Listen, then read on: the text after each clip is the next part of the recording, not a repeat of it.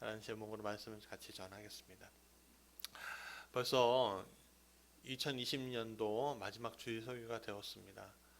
시간이 순식간에 지나간 것처럼 느껴지는데,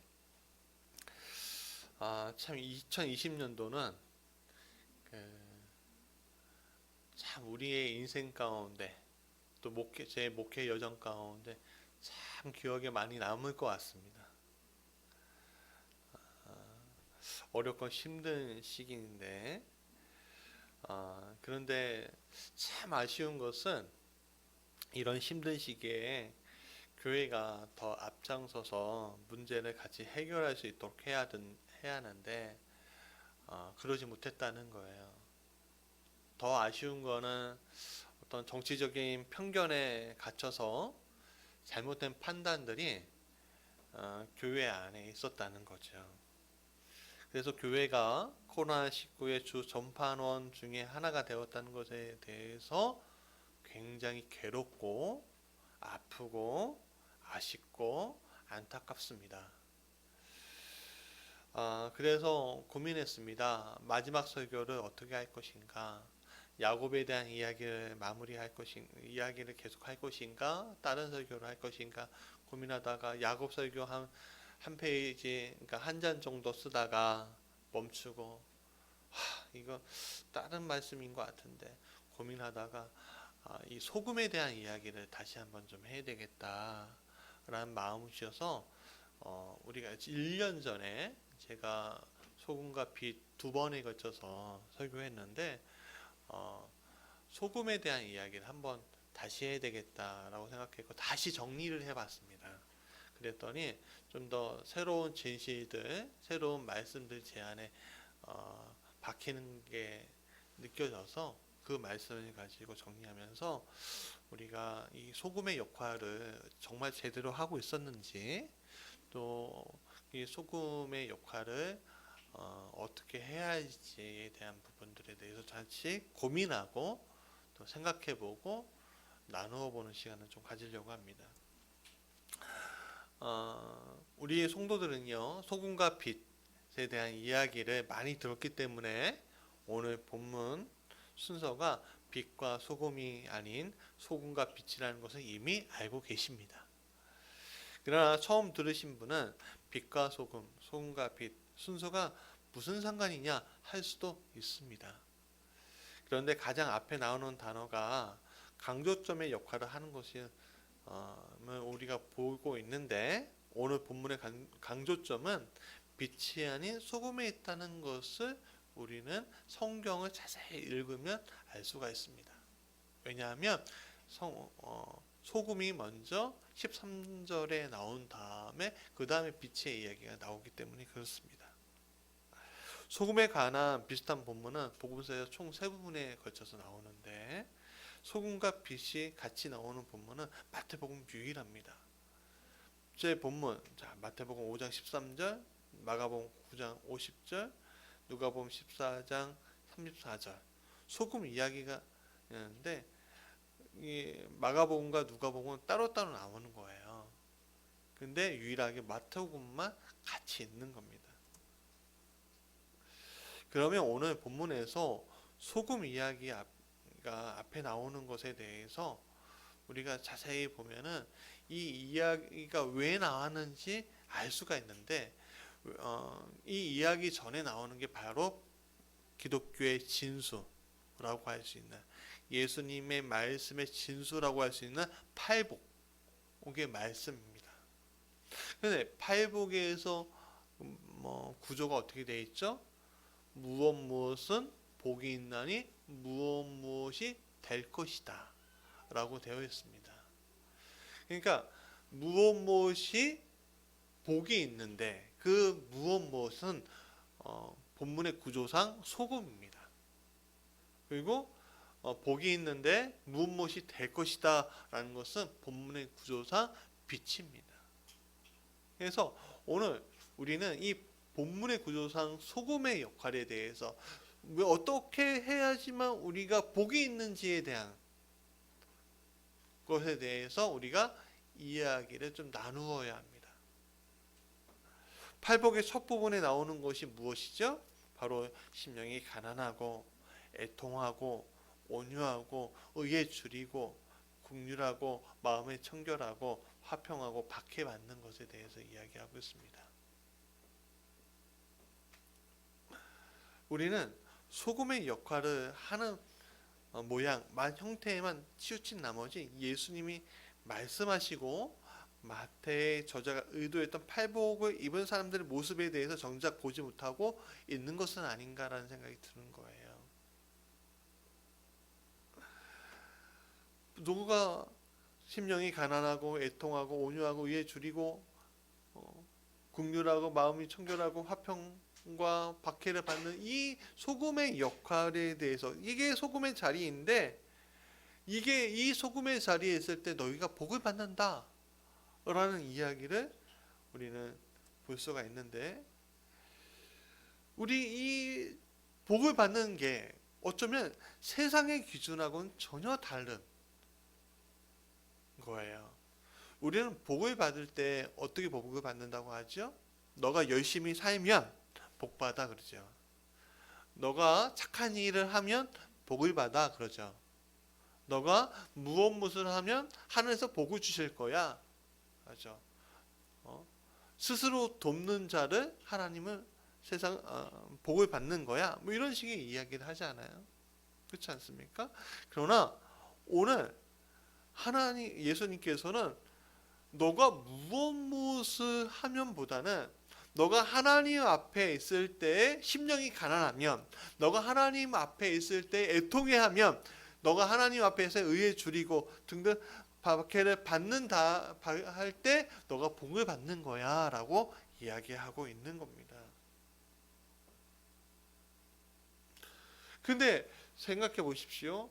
사실 우리가 착한 일을 하면 복을 받아, 말을 곱게 하면 복을 받아, 이런 얘기를 하지만 사실 우리가 생각하는 복 받는 기준은요, 착한 일도 아니고요, 말 잘해서도 아닙니다.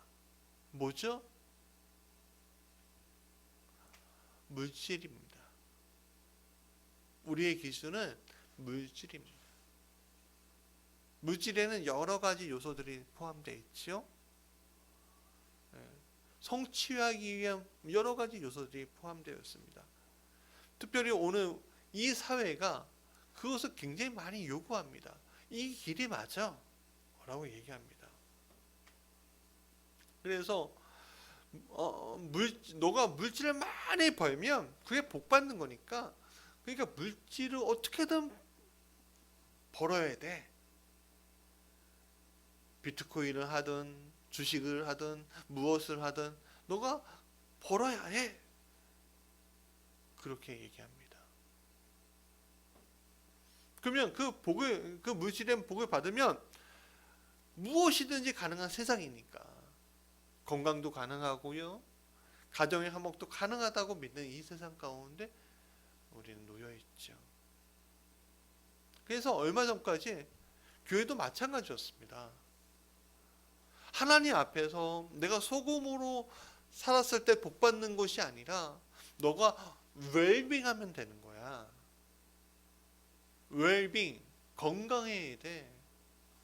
하면, 그리고 어떻게 얘기하죠? 명품이 돼야 돼. 그렇게 얘기합니다. 단어 자체가 바뀌었어요. 조금 고급지고 좀 화려하고 좀 멋있고. 근데 예수님 말씀하셨던 이 것들 소금은요, 굉장히 투박한 겁니다.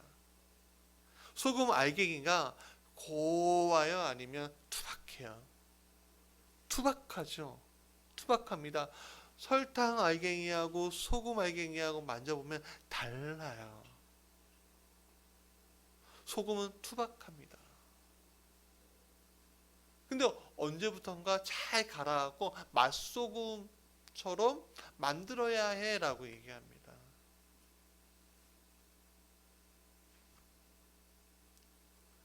목회자의 입에서 웰빙 명품 나오는 그 순간부터 그게 한 10년, 15년 이렇게 됐거든요. 그 이야기가 10년 이렇게 됐어요, 사실은.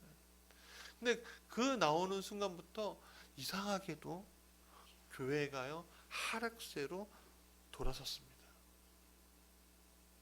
왜 그럴까요?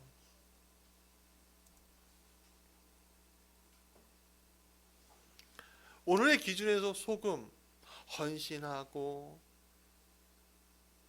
또 헌신하고 정말 나는 아무것도 아닙니다 라고 하는 그 순간에 있을 때, 그게 바로 하나님 앞에 있을 때 그게 복받는 과정이라고 하는 것들이 제외되거나 터부시 되고, 거꾸로 또 거꾸로 너무 당연시 하는 과정들이 우리 안에 생겨났어요. 혹시 우리 안에 싹 들어가면, 우리의 마음속에 싹 들어가면 혹시 그 부분이 우리의 마음을 움직이고 있는 건 아닌지 살펴보아야 합니다. 그러니까 좀 약간 거친 거에 대한 것들에 대해서 자생력이 사라지니까 어떤 일이 일어나냐면은 더 이상 복음을 전하지 않아요. 더 이상 하나님의 마음 속에서 하나님의 마음을 품고서 금식하거나 아니면 뜨겁게 기도하거나 아니면 목숨을 다해 무엇인가 애절하게 주님 앞에 나아오거나 하는 것들이 점차 사라지고 있어요. 예전에 제가 이야기 들었던 것인데 1910년대, 20년대 참 이거 혹독했던 시절이잖아요. 기독교 초기에. 근데 말씀을 듣고 싶어서, 말씀 하나를 듣고 싶어서 어떤 사람이 길을 떠납니다. 근데 이게 한겨울이었어요.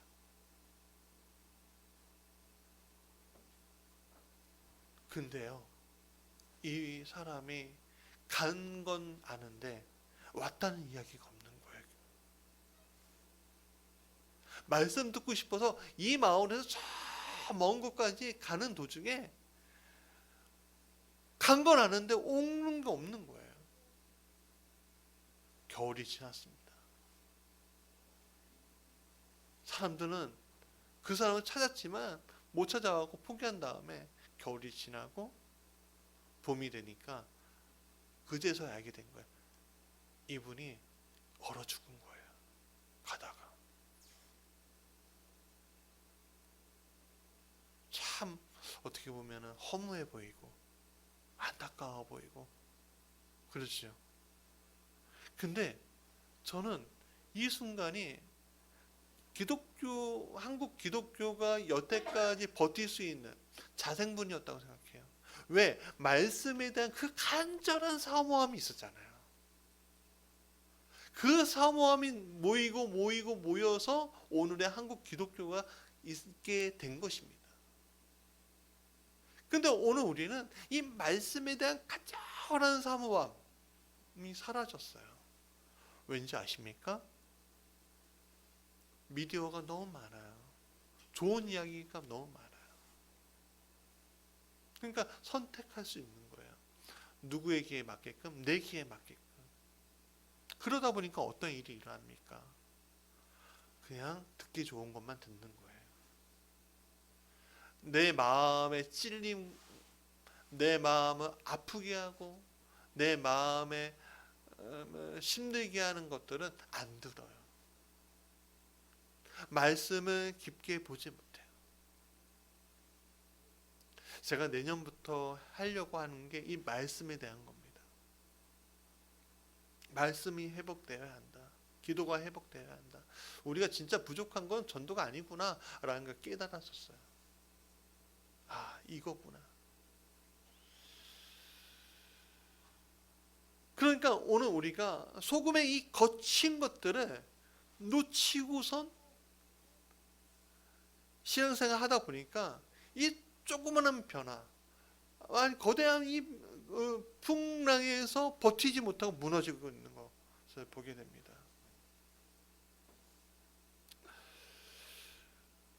그런데 참 아이러니하죠. 이 코로나19 상황에서 이 팔복에 받기 위한 자리가 소금과는 굉장히 잘 어울리는 것을 느껴지고 있어요. 오히려. 지금 교회는 예배와 교제와 헌신 모든 것이 막혀있는 사회 안에 있는데, 이런 때가 오히려 우리가 이 거친 소금의 어떤 역할들을 이제 회복할 수 있지 않을까 하는 생각이 들어요. 그냥 더 선명해지고 있지 않은가라는 생각이 듭니다. 우리가 좀 더 구체적으로 그러면 이 소금에 대해서 예수님이 말씀하셨던 소금의 역할, 소금의 이야기, 그러니까 세 가지 부분으로 나눌 수 있는데 그거에 대해서 조금 나누려고 합니다. 첫 번째 같이 읽어볼까요? 시작. 세상 가운데 속한다. 우리는 세상 가운데 속한다는 거예요. 예수님 먼저 맨 처음에 뭐라고 하시죠? 13절에 너희는 세상의 소금이니 이라고 시작합니다. 보세요. 말씀 속에서 우리가 속한 곳이 어디래요? 세상이래요. 세상이래요. 그러니까 세상 한가운데 우리는 살아가는 거예요. 물론 우리는 하는 시민권이 있는 존재잖아요. 그렇죠? 그러나 이 땅에 있는 존재예요. 이 땅은 현재 공중권세 잡은 자의 영향을 받고 있고 주님 심판 때 멸망당할 도시지만 오늘 우리는 이 멸망당할 도시 이 땅에 속해 있는 자라는 거예요. 그 우리가 그거 놓치지 말아야 합니다. 비록 우리가 예수님을 믿음으로 구원의 기쁨을 얻고 하늘 시민권을 가지고 있어도요, 우리가 세상을 완전히 버리고 이방인처럼 있으면 안 된다는 것을 얘기해 주고 있어요. 그러니까 하나님은, 예수님은, 성령님은 지금 우리가 이 세상 가운데서 무엇인가를 하게 원하고 계신다는 거예요.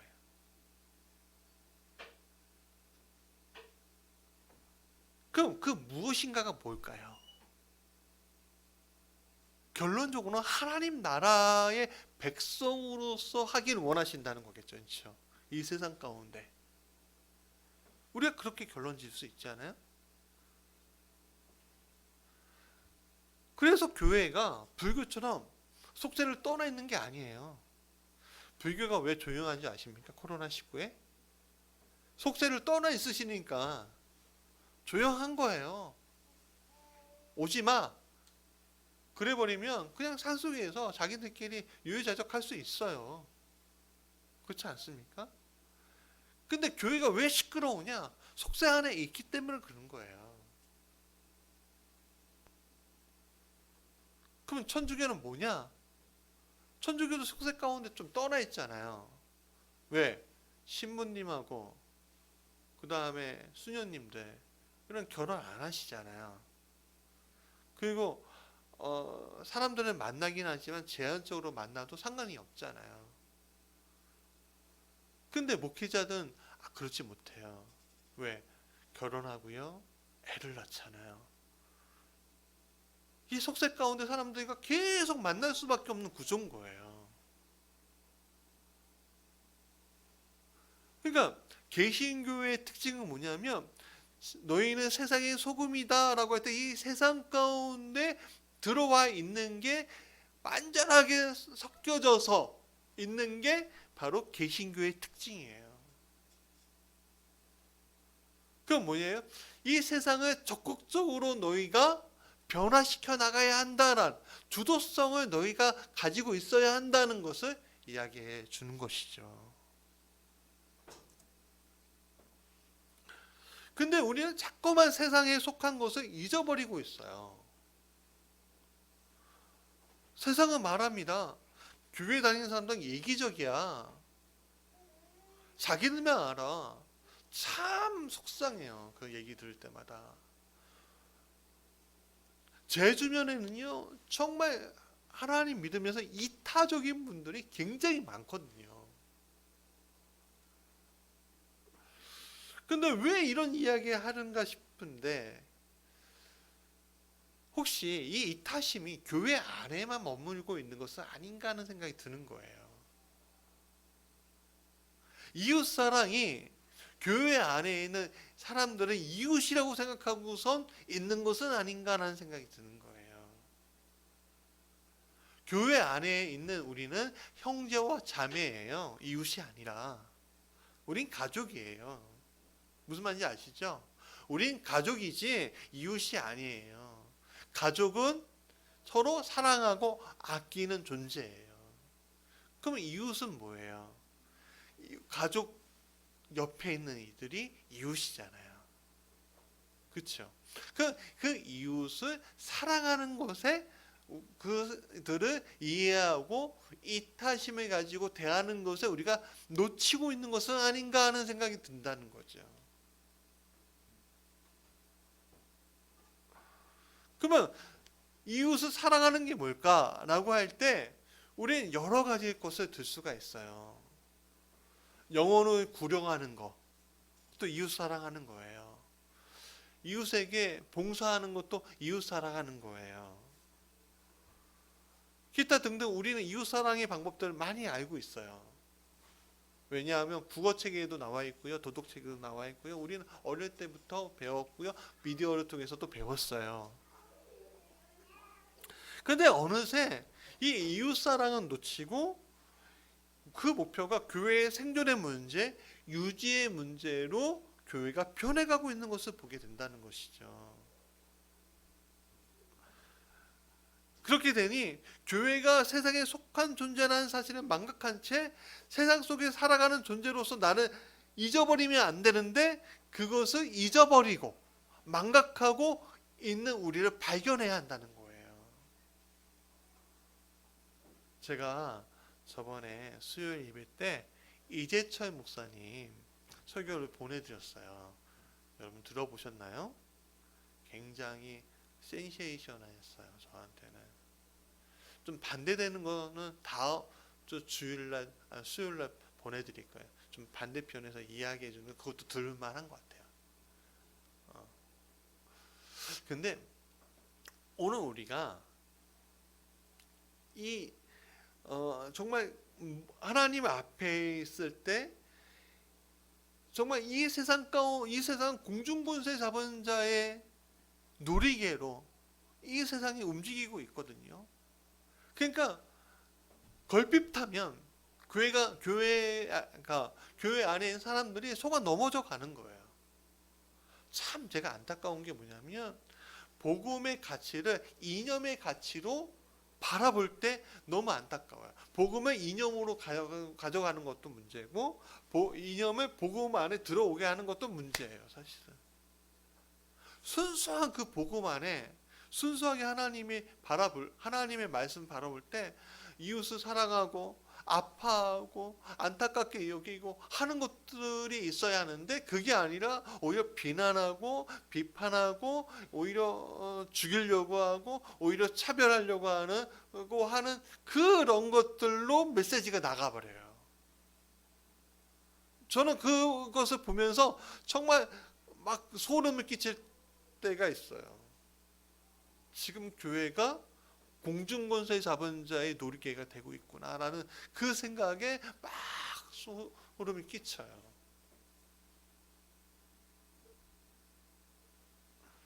사실 우리의 처음은요, 공중권세 잡은 자의 세상 속에 있었던 존재였어요. 그거 우리가 놓치지 말아야 돼요.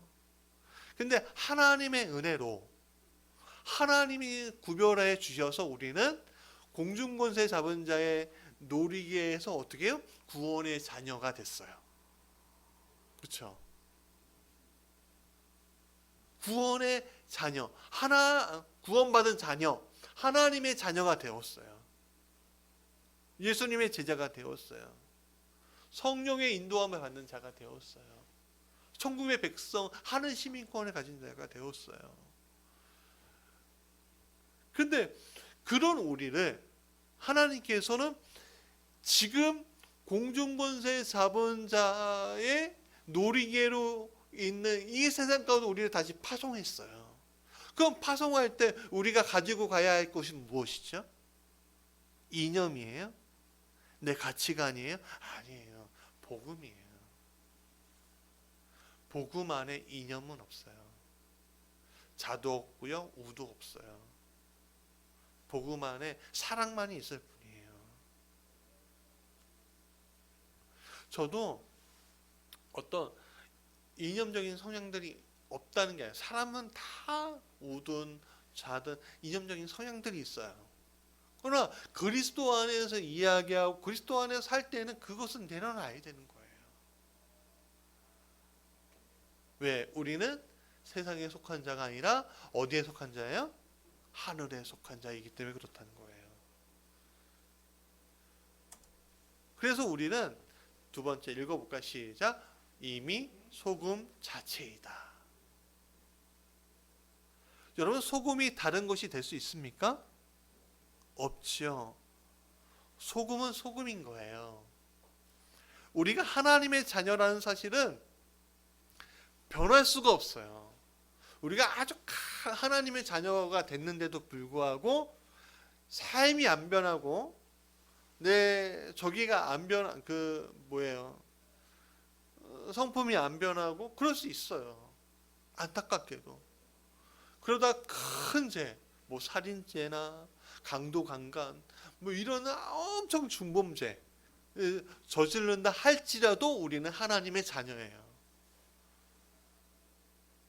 사람들이 그거에 대해서 막 비난해도요, 하나님의 자녀인 것은 어쩔 수가 없어요. 나중에 하나님의 심판을 받을지언정 하나님의 자녀인 거예요. 한번 구원받은 하나님의 자녀는 자녀의 지위를 놓고 싶어도 놓을 수가 없어요. 잊지 마세요. 여러분들은 한 번 교회에 왔는데 하나님의 성령께서 막 붙잡아 주셨어요. 그럼 놓고 싶어도 놓을 수가 없는 거예요. 예를 하나 들어볼까요? 돌아온 탕자 이야기 우리 다 알잖아요. 여러분, 탕자가 집을 떠날 때 아버지한테 재산 요구할 때 그는 주의가 뭐였어요? 아들이었어요. 아버지의 재산을 들고선 떠났을 때 그의 주인은 아들이었어요. 그가 허랑방탕한 세월을 보냈어도 그는 아들이었어요. 그가 돼지우리에서 주업열매를 먹을 때에도 그는 아들이었단 말이에요. 그가 아버지의 종이나 돼야 되겠다 하고선 돌아올 때도 그는 아들이었어요. 아버지한테 저는 종입니다, 종으로 불러주세요라고 할 때도 그는 아들이었단 말이에요. 아들의 지위가 변해 안 변해요? 안 변해요. 안 변해요. 하나님 아버지 앞에서 한 번 아들이면 끝까지 아들이에요. 물론 오늘 우리의 삶 가운데, 우리의 세상 가운데 너는 이제 내 호적에서 팔 거야, 그런 경우도 있어요. 안 보고 나는 아버지라 부르고 싶지 않아요. 그래서 영영 안 보는 경우도 분명히 있어요. 저는 그거 봤거든요. 마음이 아프더라고요. 그렇지만 생물학적으로 변할 수가 없는 게 그 관계인 거예요. 그래서 오늘 우리는 하나님께서 너희가 세상의 소금이다라고 예수님께서 선언하는 그 순간 우리는 뭐예요? 소금인 거예요. 설탕일 수가 없는 거예요. 설탕일 수가 없는 거예요. 물론 세상은 말할 거예요. 나는 너희가 소금이라는 것을 인정하지 않아. 너희가 소금이라는 것을 내가 본 적이 없어. 뼈 아픈 얘기지만 소금은 소금인 거예요. 그래서 변하지 않는다. 그러면 어떤 소금이냐? 세 번째 읽어볼까요? 시작. 맛을 내야 하는 소금이라는 것이다. 예수님은 방부제로서의 소금을 얘기하지 않으셨어요. 맛내는 소금을 이야기하셨죠. 맛을 내려면 어떻게 되죠? 섞여야 해요. 민미탕국에 소금 넣으면 맛있게 변합니다. 김치에 배추에 소금을 넣으면 김치가 됩니다. 짠맛이 나요. 소금은 무엇인가 섞여야 맛이 나는 겁니다. 우리도요, 세상에 섞여야지만 맛을 나는 거예요. 근데 세상에 섞였는데 맛이 나지 않으면 어떻게 되는 걸까요?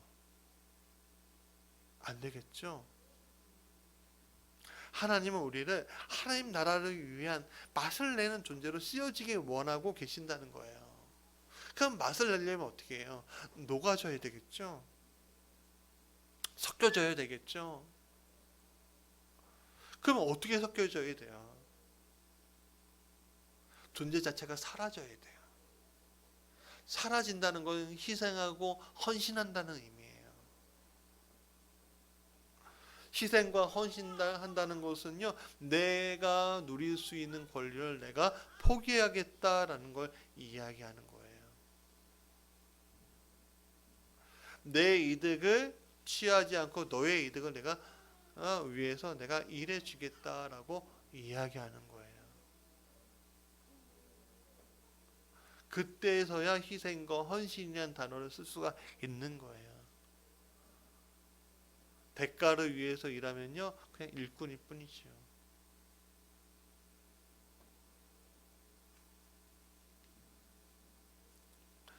세상은요, 그 희생, 헌신이라는 단어를 대가라는 단어에 치환시킬 때가 굉장히 많아요. 내가 무엇을 했으니 너가 무엇을 주어야 하지 않겠어? 라고 얘기해요. 세상의 논리예요. 맞아요. 여러분, 정당하게 일하면요, 정당하게 보상해 줘야 돼요. 그러나 내가 희생하고 헌신하겠다고 마음 먹으면요, 보상은 하늘에 있는 거예요. 제가 미션가 선교회라는 것을 하고 있잖아요. 근데 그게 알려지게 된 이유가 뭐냐면, 제가 이 미션가 선교회에 대해서 그냥 하나님의 은혜의 법칙을 이용해서 그래요. 은혜의 법칙은 그냥 내가 희생하고 헌신하는 것 뿐이에요. 여러분, 놀랍게도 세상의 리더 되는 돈 많은 사람들 있잖아요. 존경받는 사람들. 그 사람들이요, 어떤 걸로 하는지 아세요? 어떤 걸로 경쟁하는지 아세요? 돈 많이 버는 걸로 경쟁하지 않는데요. 뭘로 경쟁하냐? 어떻게 하면 기부를 많이 할 것인가에 대한 경쟁을 한대요. 저는 그 얘기 듣고서 깜짝 놀랐어요. 그래서 앞으로의 세상은 어떻게 하면 이타심이 많은 사람이 어떻게 그 이타심을 통해서 성취할 것인가에 대해서 사람들은 관심을 갖고 밀어주기 시작한다. 그 얘기를 하더라고요. 나중에 이 이야기에 대해서 좀 나중에 할 건데, 그러니까 예수님의 논리가 그런 거예요. 내가 무엇을 하였으나 너는 너에게 대가를 원하지 않는다는 거예요. 다만 모든 것은 나는 하나님께 영광을 돌릴 것이다. 이 모든 것은 하나님의 증거가 되게 하겠다. 그게 예수님이 하신 사역의 모습이었다고요.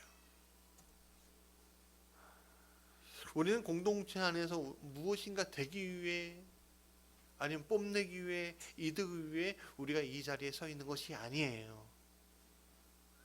교회는 하나님의 은혜 안에서 그 은혜를 아는 자가 그 은혜 안에서 누릴 수 있는 커다란 은혜를 경험하고 나누는 곳이에요. 우리가 왜 훈련하나요? 그 은혜 때문에 훈련하는 거예요. 더 큰 은혜, 이루 말할 수 없는 은혜, 한량없는 은혜가 있기 때문에 하는 거란 말이죠. 그러면 그 은혜 안에 있는 사람은 어떤 사람이에요? 인생의 풍랑을 만나 시달리고 아파하고 있는 이들에게 위로해주고 격려해주는 사람이에요. 슬픔에 젖어있는 이들에게 기쁨의 꽃다발을 안겨줄 수 있는 존재예요.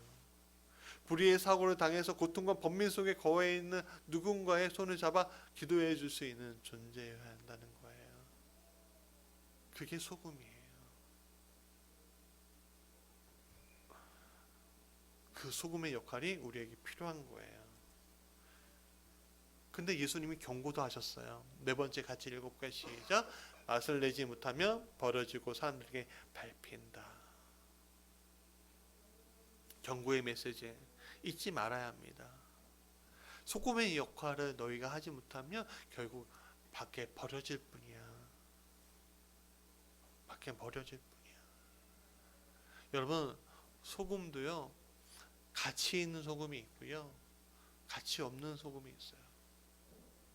여러분, 저는 잘 몰랐는데 김치가 맛있게 되려면은 간수가 빠져야 돼요, 간수가 있어야 돼요? 빠져야 되죠.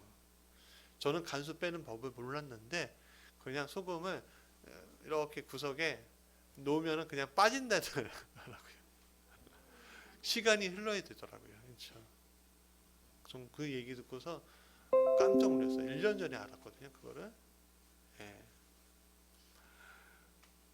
그냥 액면 그대로 있으면 안 돼요. 소금은 간수가 빠져야지 맛있어요. 뭐예요? 내 것을 내려놔야죠. 그렇죠? 내 것을 내려놓는 훈련들이 필요한 거예요. 시간들이 필요한 거예요. 내가 왜 아직 안 될까? 왜 안 될까? 걱정하지 마세요. 시간이 필요한 거예요. 근데 시간이 지났는데도 간수가 안 빠지면 돼요, 안 돼요? 안 돼요. 그러면 또 한 번 기다렸다가 안 되면 버릴 뿐인 거예요. 성경에는 이 간수가 안 빠져서 버림받은 이들이 많이 나와요. 비유로. 우리가 슬기로운 열처녀와 미련한 열처녀 이야기 아시죠? 신랑에게 들어간 처녀들은 기름을 미리 준비한 열처녀였어요. 그렇죠? 우리가 부자와 거지 나사로 이야기 아시죠? 천국에 누가 들어갔죠? 거지 나사로가 들어갔어요. 달란트 비유도 마찬가지예요. 5달란트, 2달란트, 1달란트, 5달란트, 2달란트 가진 자들은 복을 받으나 1달란트 숨긴 자는 버림을 받아요. 우리는 그리스도인은 외향적으로 어떤 모습을 갖추고 사느냐가 중요하지 않아요. 세상의 간판이 좋고 인물이 좋고 뭘 많이 가지고 그게 맛을 내는 게 절대 아니에요. 그런 사람이 사명을 다하는 건 못 봤어요. 자신을 높이더라고요, 오히려. 그러면은 밖에 버려져 쓸모없는 존재가 되는 거예요. 오늘 코로나19 상황에서 세상이 교회에게 요구했던 것은 무엇일까요? 솔선수범해서 이웃을 섬기는 자리에 와 있기를 바랄 뿐이었어요. 전염병의 확산지로서의 교회를 원하지는 않았단 말이에요. 그러나 교회는 현재 세상의 소금의 역할이 아닌 말 잃은 소금이 되어버렸어요. 물론 예배, 헌신, 봉사, 교회를 유지하고 선교하고 등등 교회가 해야 할 일들, 있어야 될 일들, 우리가 이미 갖춰야 하고 어쩔 수 없이 가야만 할 것들은 너무 소중해서 놓칠 수 없는 커다란 가치는 있어요. 가치 있는 것들이야. 하지만 지금 우리가 소금의 위치를 놓여져 있는가? 이 세상 가운데 세상에 소금이 되어 있는가? 라고 질문할 때는 참 마음이 아파요. 지금 밖에 버려지기 일부 직전의 상황 가운데 우리가 놓여져 있는데 그러면 우리가 어떻게 해야 할까요? 저는 방법이 없어요, 사실은. 왜냐하면 나만 잘하는데 남이 못하면 어떻게 되는 거예요? 같이 다 잘해야죠. 그렇죠? 네. 물론 내가 먼저 중요하죠. 우리 교회가 먼저 해야죠. 그렇죠? 교회가 먼저 해야죠. 그러나 우리는 또 한 교회뿐만 아니라 우리는 다 연결되어 있는 교회예요. 큰 교회, 작은 교회 그런 게 없어요. 교회는 그냥 하나예요. 한 가족인 거예요. 일부 사이비 빼고 교회는 하나예요. 그래서 같이 아파해야 하는 거예요. 비난과 비판보다는 같이 아파하는 게 맞는 거예요. 그래서 우리가 얼마 전에 몇 달 전에 여기 옆에 있는 교회 주님의 생교회에서 확진자가 갑자기 나와서 막 세상이 비난하고 막 그 교회 정문에다 바이러스 그림하고 뭐 김포 무슨 신문 이렇게 클릭수 높이고 싶어하고 그렇게 안달할 때 우리는 어떻게 했습니까? 안타까운 마음을 포스트잇에 써서 붙이고 왔잖아요. 기도해드리고 왔잖아요. 한 2주 지난 다음에 그 목사님이 전화가 왔어요. 목사님 너무 감사하다. 너무 감사하다. 내가 코로나 상황이 끝난 다음에 식사 대접 한번 하겠습니다. 그게 교회인 거예요. 말씀의 결론입니다. 예수님은 소금이 우리에게 빛이 되라고 하셨어요. 16절에 보니까 이같이 너희 빛이 사람 앞에 비치게 하여 그들로 너희 착한 행실을 보고 하늘에 계신 너희 아버지께 영광을 돌리게 하라. 여러분 여기에서 중점이 되는 게 뭐예요? 너의 빛이 사람 앞에 비치게 되는 게 되게 중요한데 그 빛이 결국엔 뭐예요? 하나님의 영광을 돌리게 하는 거예요. 그럼 우리가 소금으로서 하나님께 영광을 돌리게 해야 되는데 영광을 돌리게 하고 있는가라고 할 때 참 의문점이 들어요. 그러면 왜 돌리지 못하는가라고 할 때 우리는 빛이 아닌데 빛처럼 행동하기 때문에 돌리지 못하고 있는 게 아닌가 하는 생각이 드는 거죠. 빛은 누구예요? 오직 하나님밖에는 빛이 될 분이 없는 거예요.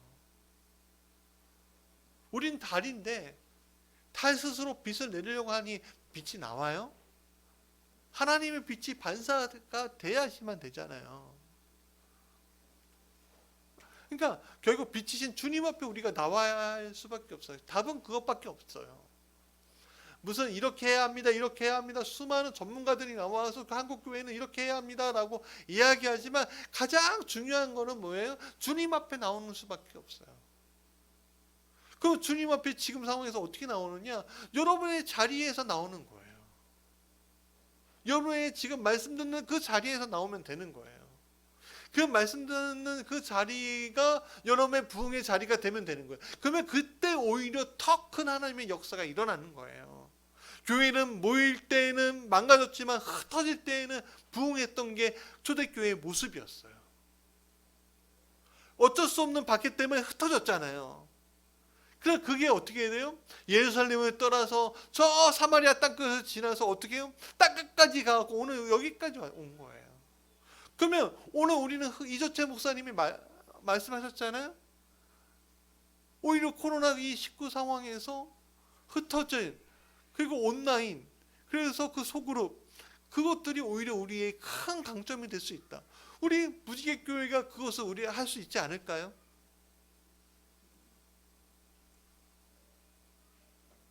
그러면 하나님이 영광을 돌릴 수 있지 않을까요? 부족하다고 맞아요. 저는 부족해요. 저도 부족해요. 정말 저는 한심할 정도로 부족한 사람인 것 같아요. 그래서 저는 결심했어요. 하나님께 의지하기로. 하나님, 저는 부족합니다. 그러니까 주님께 의지합니다.